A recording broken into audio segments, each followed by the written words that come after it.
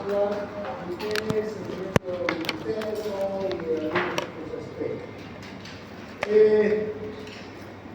La célula es la unidad funcional de la vida. La célula, para poder cumplir con sus funciones metabólicas, requiere de muchas sustancias. Para empezar, necesita agua, necesita nutrientes, necesita oxígeno, necesita la presencia de ciertos iones, ciertas partículas de la carga eléctrica, ya sea positiva o negativa. Entonces la célula, para recibir todas esas sustancias que son de provecho, necesita estar en un medio, ¿sí? Estar en algún lugar desde donde pueda recibir todas estas sustancias. Si esta es una célula, analizaremos una célula donde el citoplasma, el núcleo y su membrana celular. Las bacterias, por ejemplo, que están en el aire, donde reciben todos estos nutrientes del aire. Ahí hay nutrientes que necesitan estas bacterias. Las que están en el agua o las que están en las secreciones están en ese medio y desde ahí reciben todas las sustancias que requieren para la vida. Y además, hacia ese medio eliminan lo que no les sirve. Porque siempre que se produce un proceso metabólico, hay sustancias que van a ser producidas,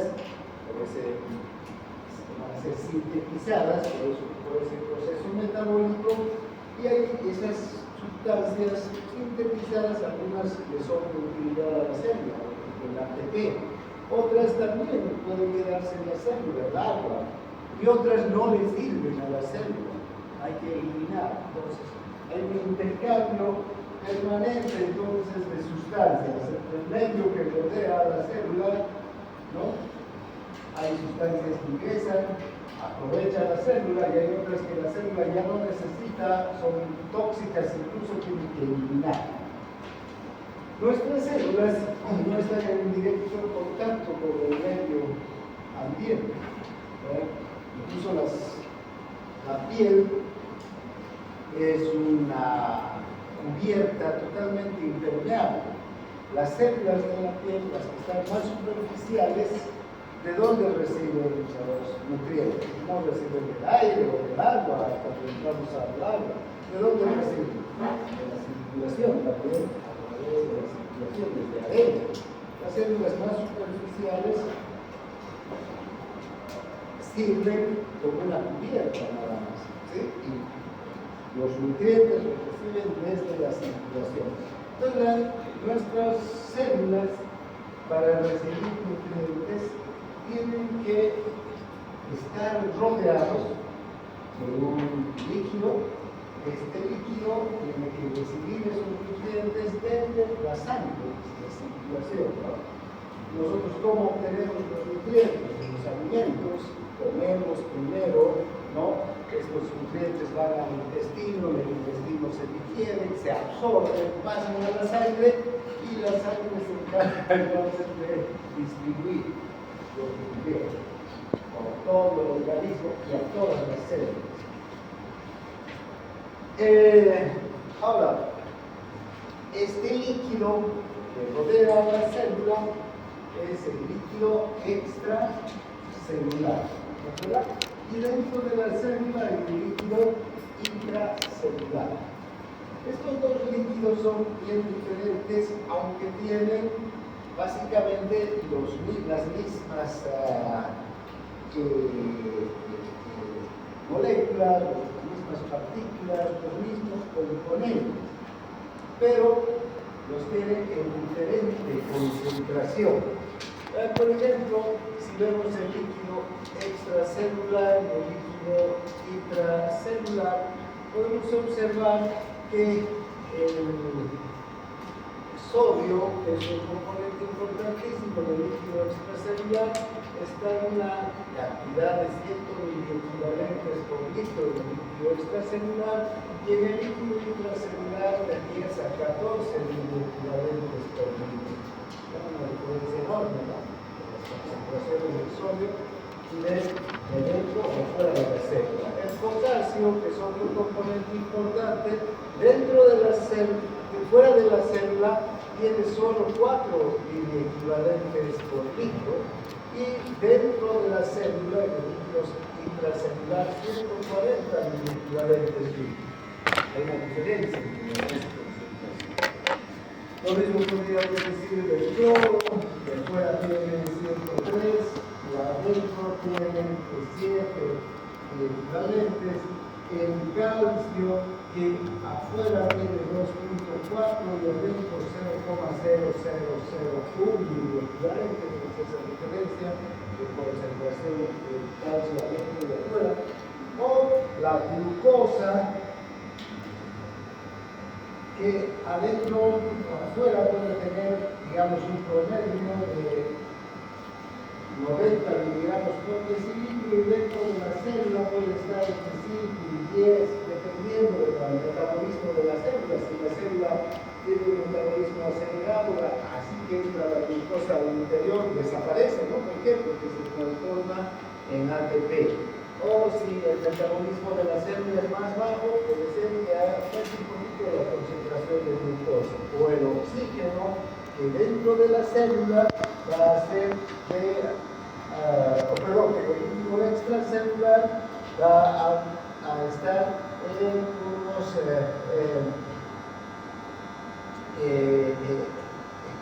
en la sangre va a estar en unos 95 milímetros de mercurio de presión y dentro de la célula vamos a tener que también va entre 5 y 20 milímetros de mercurio de presión en el oxígeno, muy poco oxígeno dentro de la célula, porque también el oxígeno llega a la célula y desaparece.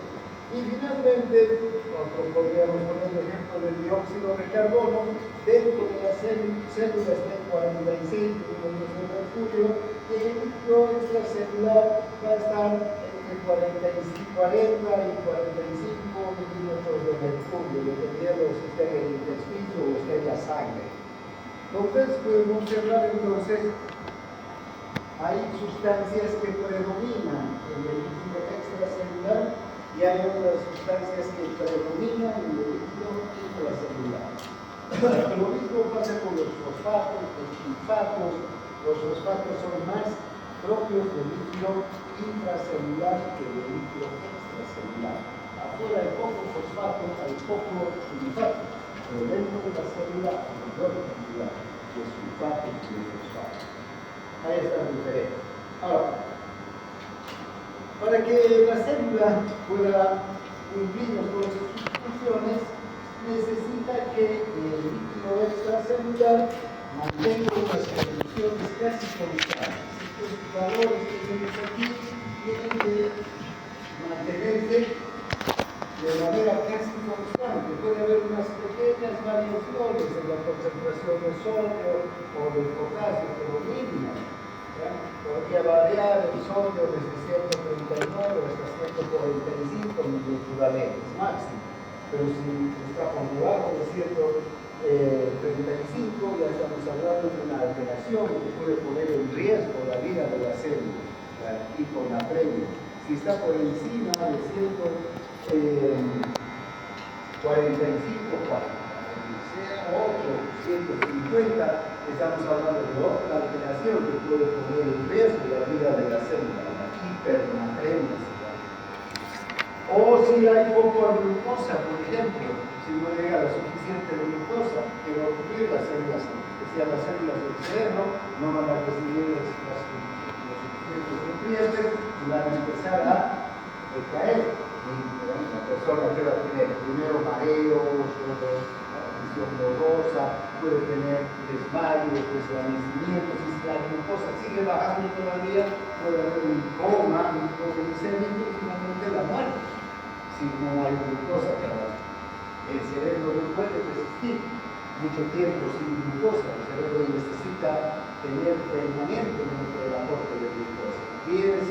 5-10 minutos que el cerebro no requiere o no reciba la cantidad necesaria de glucosa, va a morir la célula nerviosa, porque son muy sensibles a la falta de oxígeno. Peor todavía, si disminuye el oxígeno, dejen de respirar y van a ver cómo inmediatamente nuestro organismo nos pide respirar. No nos morimos si no hay oxígeno.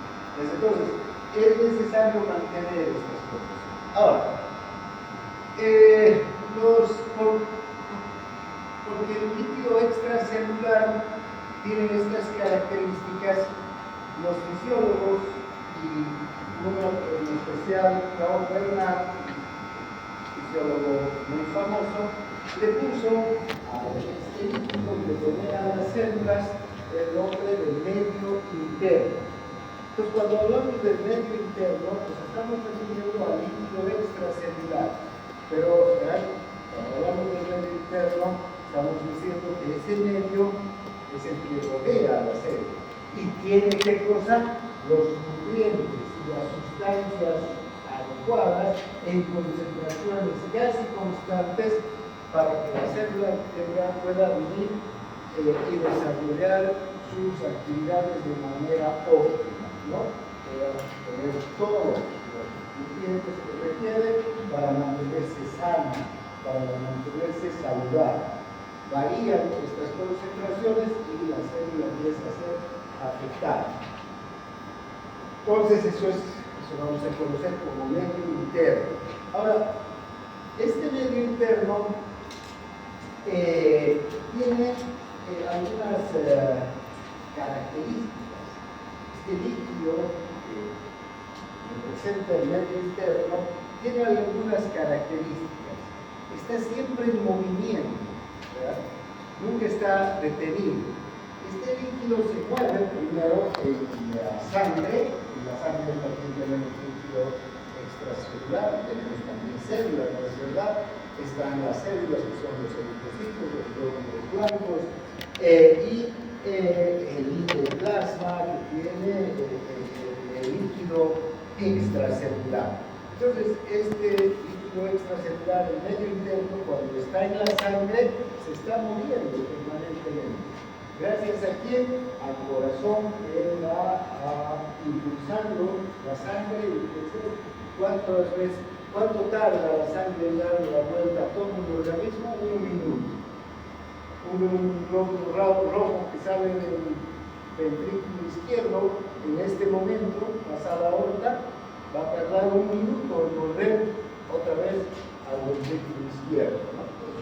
Una vez por minuto da la vuelta a la sangre por el organismo, entonces hay constante movimiento.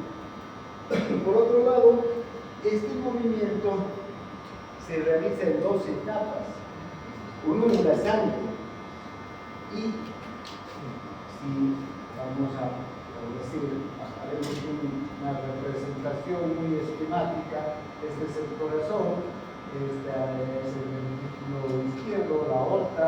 De la aorta la sangre sale por los capilares, por las grandes arterias, llega hasta los capilares.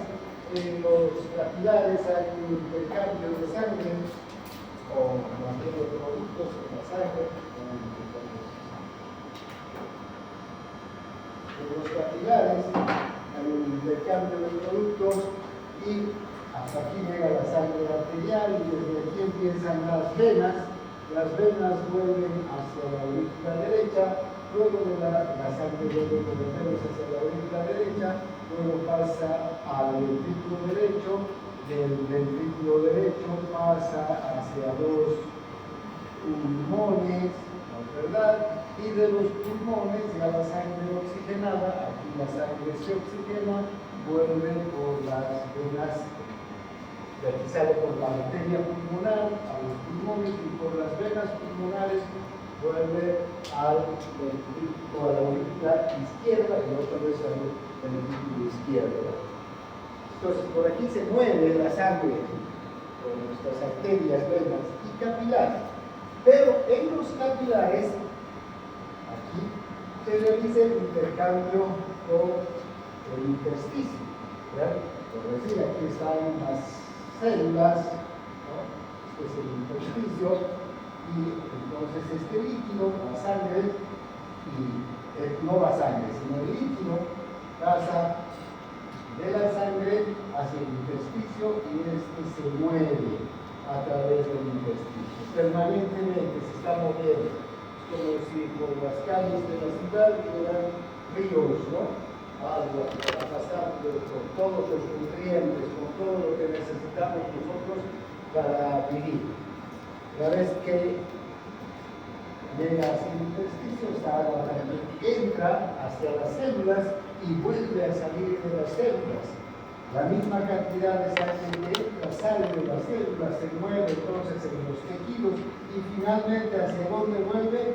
Otra vez hacia la circulación. Entonces, una molécula de agua que tomamos en un vaso de agua en este momento, vamos a esa molécula va a llegar hacia el intestino. El intestino se va a absorber, va a empezar a circular en la sangre, ¿no? Va a pasar por el corazón, por los pulmones, etc. Y en algún momento sale hacia los tejidos. Se mueve por las células, entra a una célula, vuelve a salir de esa célula, se transporta por toda parte y luego vuelve a la sangre y otra vez empieza a circular las arterias y las venas y nuevamente vuelve a salir en otro tejido y así se está moviendo permanentemente. Cuando hablamos entonces de líquido intracelular, de líquido extracelular, no son compartimientos separados, no son compartimientos como dos botellas que el agua está estancada, quieta en una botella y quieta en la otra, sino son dos compartimientos que siempre están en comunicación. Entonces el agua está entrando y saliendo de las células, está circulando por los tejidos, está circulando por la sangre. Ese es el líquido extracelular, tiene esas características. Está siempre en movimiento, por todo el organismo. Ahora, entonces,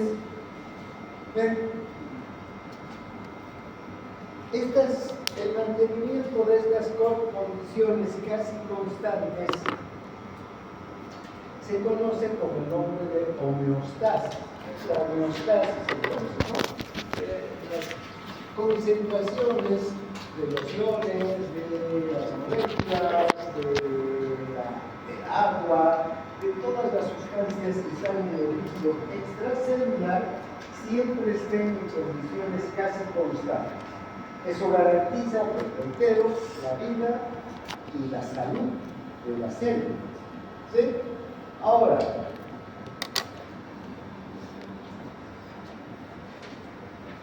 ustedes saben, nosotros somos organismos multicelulares, tenemos diferentes órganos, tenemos diferentes sistemas, diferentes aparatos. Y podríamos decir que cada órgano, cada sistema, cada aparato tiene una función específica que no la puede hacer otro órgano. El corazón bombea sangre, ¿no? Solo el corazón hace esta actividad, cumple esta función. Los pulmones intercambian oxígeno con dióxido de carbono. Los riñones filtran el líquido de la sangre para eliminar sustancias que no le sirven a nuestro organismo.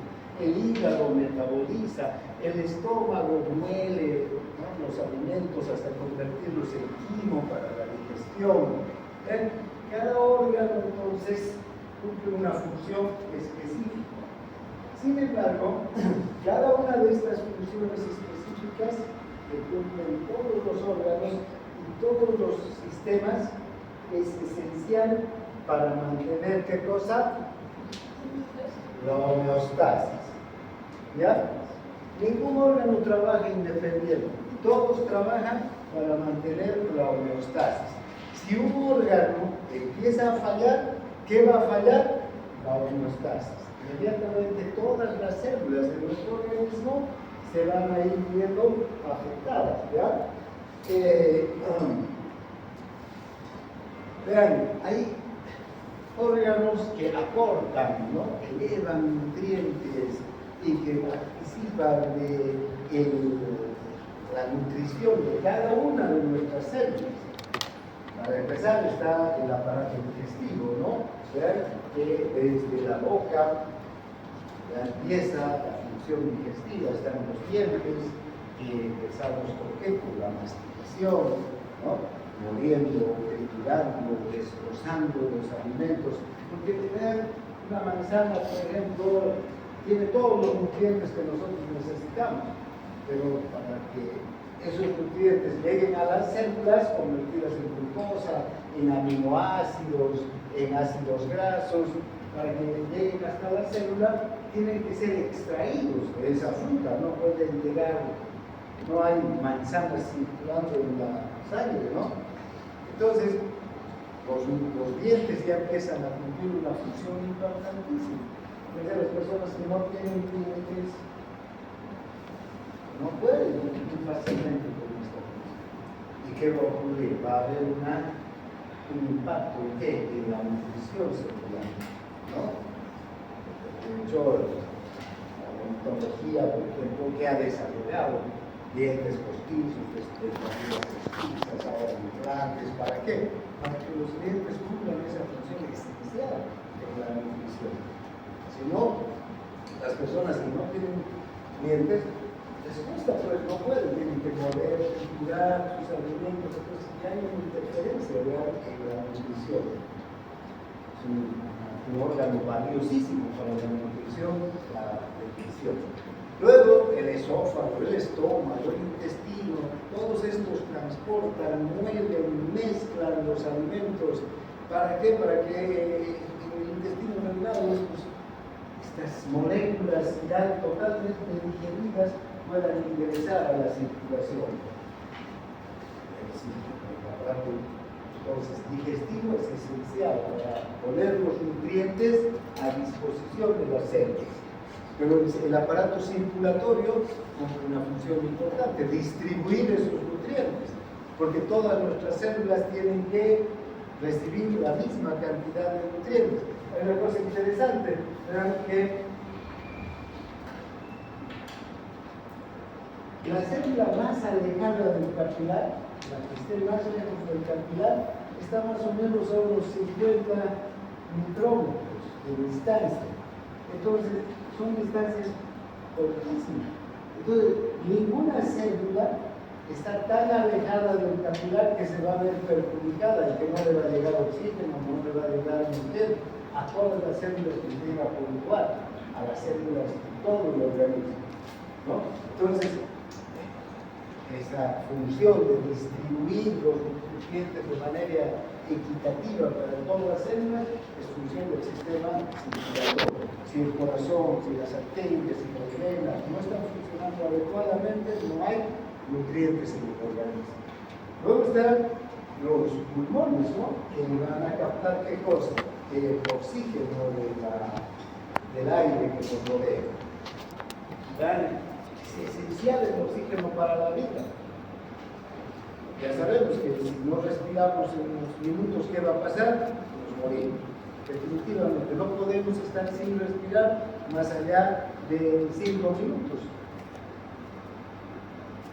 Y las personas mueren. ¿Por qué? Porque las células empiezan a morir por la falta de oxígeno. ¿Y qué les pasa a las células? Dentro de la célula tiene que llegar la glucosa, tiene que llegar los ácidos grasos y el oxígeno. ¿Para qué? Para que el oxígeno más la glucosa, el oxígeno más los ácidos grasos puedan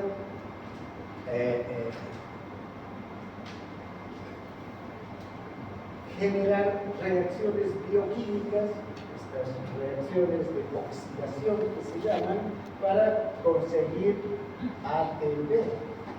Sin esta molécula, el adenosín-trifosfato, no vivimos. ¿Por qué? Porque esta es la que le va a dar energía a las células.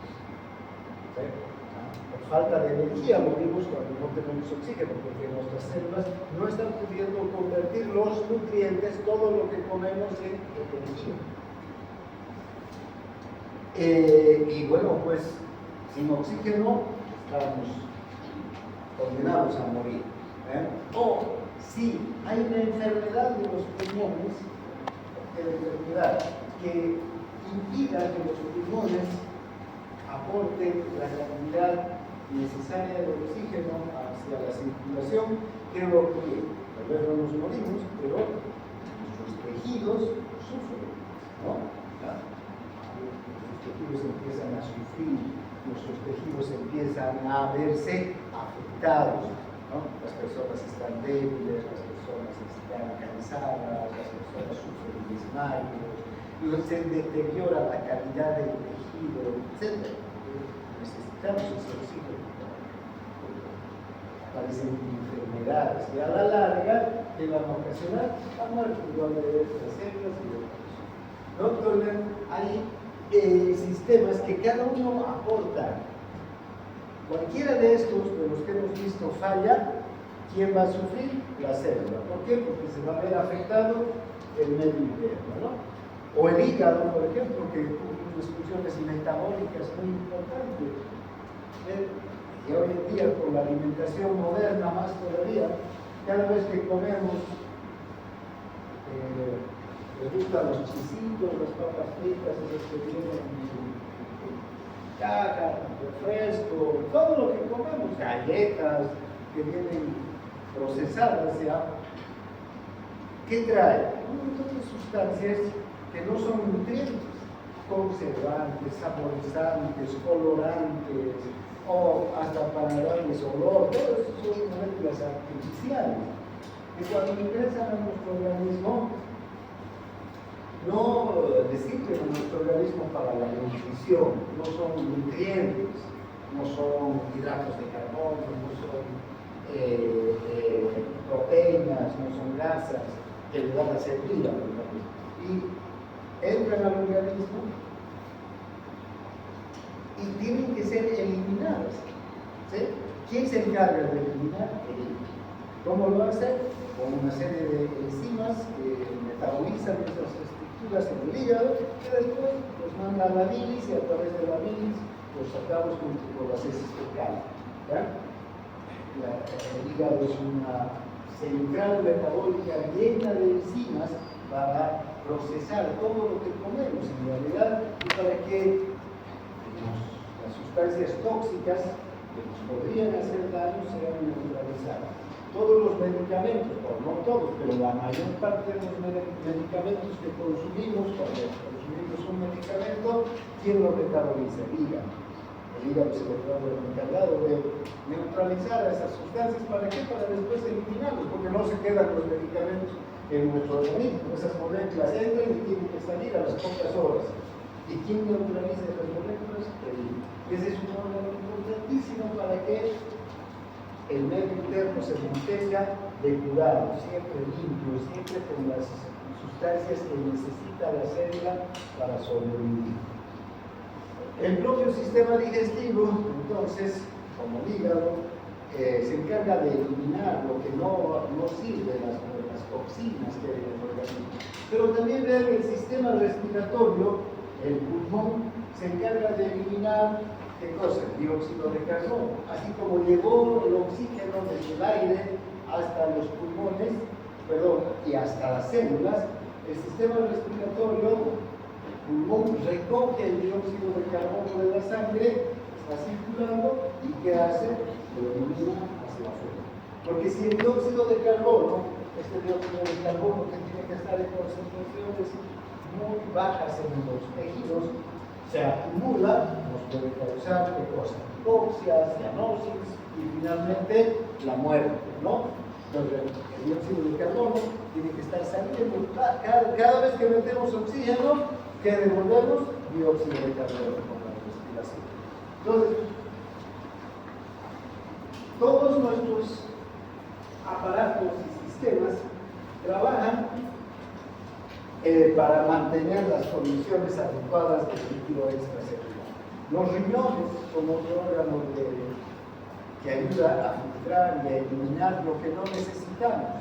Los riñones cada día filtran 180 litros de líquido por nuestros riñones pasan 180 litros las 24 horas, un líquido que se llama el filtrado glomerular. ¿Qué es ese líquido? Es el suero el que sale desde la sangre, pasa a los riñones, sale los capilares, que se llaman los capilares glomerulares, desde ahí se filtra el líquido o filtrado glomerular hasta los túbulos renales, y aquí, a través de los túbulos, este líquido es depurado. Todo lo que le sirve al organismo se queda, ¿no? Y después otra vez lo devuelve el riñón hacia la circulación.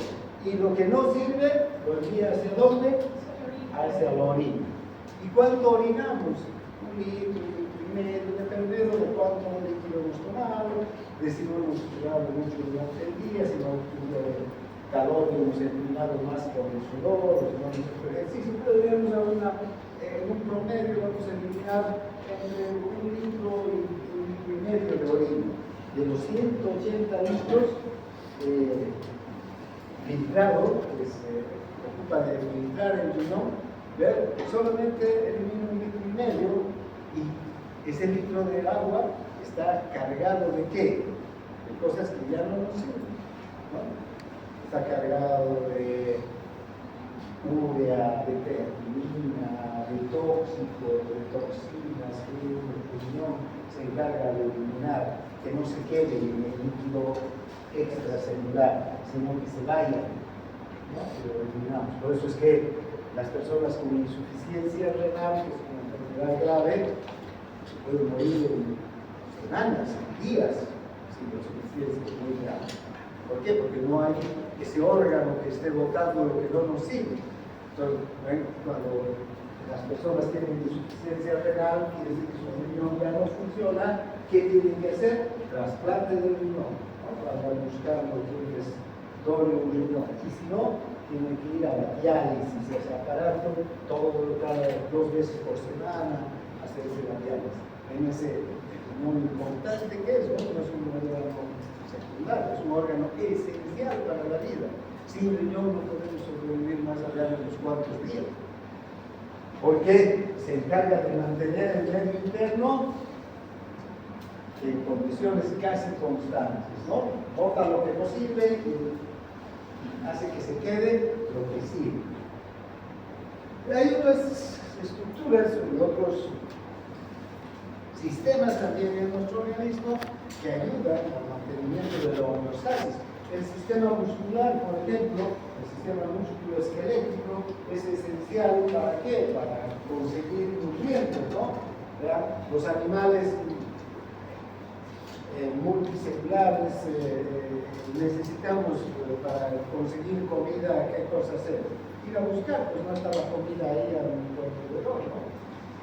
Tenemos que ir a buscar, las aves salen a buscar comida, vuelan, buscan, qué sé yo, gusanitos, semillas, ¿no? Los peces en el mar se mueven buscando algas o otros peces finalmente se los comen, ¿no? Las vacas buscan pasto, agua, y nosotros también, ¿verdad? Cuando éramos primitivos, ¿qué hacíamos? Andábamos buscando, cazando, recolectando raíces, frutos, y cuando no había, se acababa en un lugar por el invierno, porque llegaba el invierno, porque no sé qué, había que trasladarse a grandes distancias, ¿no? Los humanos éramos nómadas, andábamos de lugar en lugar buscando nuestros alimentos. Si no hubiéramos tenido el sistema musculoesquelético, no podríamos. Las plantas, en cambio, sí pueden, porque toman directamente del suelo sus nutrientes. Si el suelo es rico en nutrientes, las plantas van a tener, a través de las raíces, van a tener lo que nosotros necesitamos, otro mecanismo para poder seguir. Después también tenemos 2 sistemas que participan de la homeostasis, no directamente, digamos, aportando con la elevada calidad de nutrientes o sacada de elementos que nos pueden dañar, pero que son los que coordinan las acciones generales, porque el corazón no actúa por su lado, el riñón no actúa por su lado, el pulmón no actúa por su lado, todos actúan coordinada y armónicamente. ¿Sí? Si corro, ¿qué va a pasar? Empiezo a respirar más rápido, mi corazón funciona más rápidamente, dejo de orinar. Esos son mecanismos que se empiezan a poner en coordinación. ¿Y quiénes se encargan de eso? El sistema nervioso, ¿no? El sistema nervioso que controla las funciones del organismo y del movimiento y de las respuestas a los estímulos, y también el sistema endócrino, es decir, las hormonas, las diferentes hormonas que producen nuestras glándulas. Son los órganos de control, de integración, que hacen que cada uno de los sistemas, que son tan diferentes entre sí y que cumplen funciones tan diferentes, todos coordinen y que la función sea exactamente coordinada, para que el organismo siempre mantenga las condiciones casi constantes de presión, de temperatura, todo. Tenemos otro sistema, la sangre, que tiene los glóbulos rojos que transportan el oxígeno y participan también en el metabolismo, y finalmente tenemos los glóbulos blancos, que son los que nos protegen pues, de las enfermedades. Nosotros estamos rodeados de miles de bacterias, de virus, de parásitos, que si no tuviéramos el sistema inmunológico, si no tuviéramos los glóbulos blancos que nos protegen cada segundo de todos estos